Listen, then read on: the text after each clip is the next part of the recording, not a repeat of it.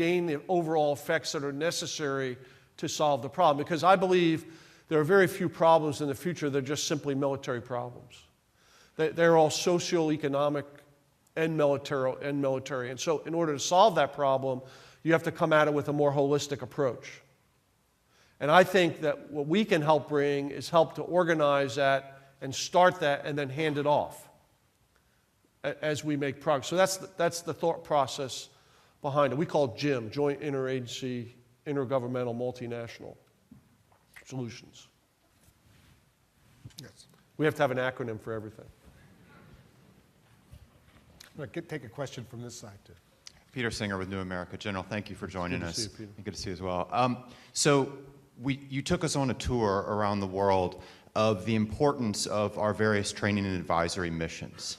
But then also on the tour, we kept naming places where we had training and advisory missions that hadn't worked out, whether it's Iraq or Yemen, or we used to talk about Mali as an example, and then that didn't work out. So what isn't working, and how do we fix it for the future, given the importance of all of this to the American role in the future of war?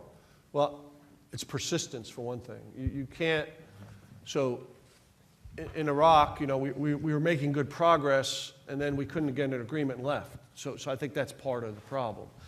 But it's also establishing the institution itself. So we're good at training the military.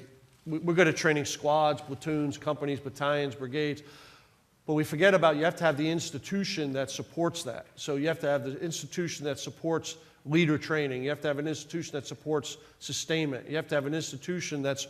And so although we were working on that in Iraq, I'll use that as an example because I'm more familiar with that, they weren't ready yet. And so when you leave, it fails.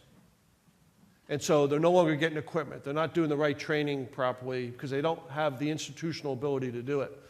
And that's why in Afghanistan now, we're really focused on that part of it. That's an important part of what's going on in Afghanistan. We're trying to learn from our mistakes so that, and we have to stay engaged.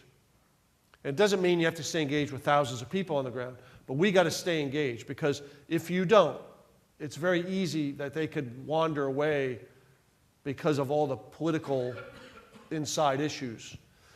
Corruption is a problem as well, and that's something you always have to take on in a lot of these nations is the incredible corruption that goes on. And so that takes away.